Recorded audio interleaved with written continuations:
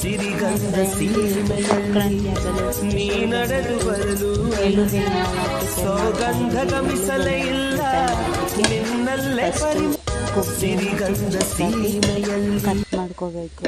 ಅದನ್ನು ಚಿಕ್ಕ ತುಂಬ ಸಣ್ಣ ಪ್ರಮಾಣದ ಗಾತ್ರದಲ್ಲಿ ಕಟ್ ಮಾಡ್ಕೋಬೇಕು.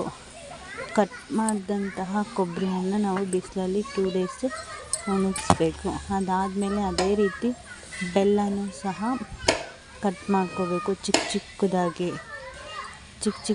ಕಟ್ ಮಾಡ್ಕೊಬಿಟ್ಟು ಅದನ್ನು ಸಹ ಒಣಗಿಸ್ಬೇಕು.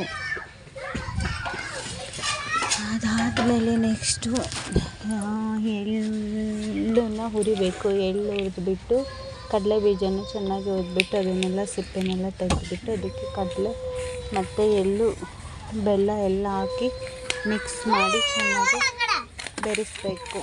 ಆಗ ನೋಡಿ ಸಂಕ್ರಾಂತಿ ಹಬ್ಬಕ್ಕೆ ರುಚಿಕರವಾದ ಎಳ್ಳು ಬೆಲ್ಲ ರೆಡಿಯಾಗುತ್ತದೆ. ಈ ಸಂಕ್ರಾಂತಿಗೆ ಎಲ್ಲ ಎಳ್ಳು ಬೆಲ್ಲ ತಿಂದು ಒಳ್ಳೆ ಮಾತಾಡಿ ಅಂತ ಹೇಳ್ತಾ ನಾನು ಮುಗಿಸ್ತಾ ಇದ್ದೀನಿ. ನನ್ನ ಚಾನಲ್ನ ಸಬ್ಸ್ಕ್ರೈಬ್ ಮಾಡಿ, ಶೇರ್ ಮಾಡಿ, ಕಮೆಂಟ್ ಮಾಡಿ, ಲೈಕ್ ಮಾಡಿ. ಪ್ಲೀಸ್ ನಮಗೆ ಸಪೋರ್ಟ್ ಮಾಡಿ ಫ್ರೆಂಡ್ಸ್.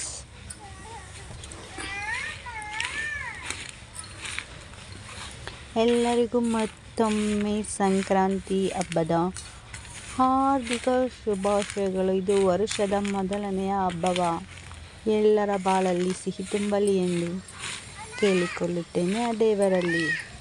ಎಲ್ಲರಿಗೂ ಸಂಕ್ರಾಂತಿ ಹಬ್ಬದ ಶುಭಾಶಯಗಳು.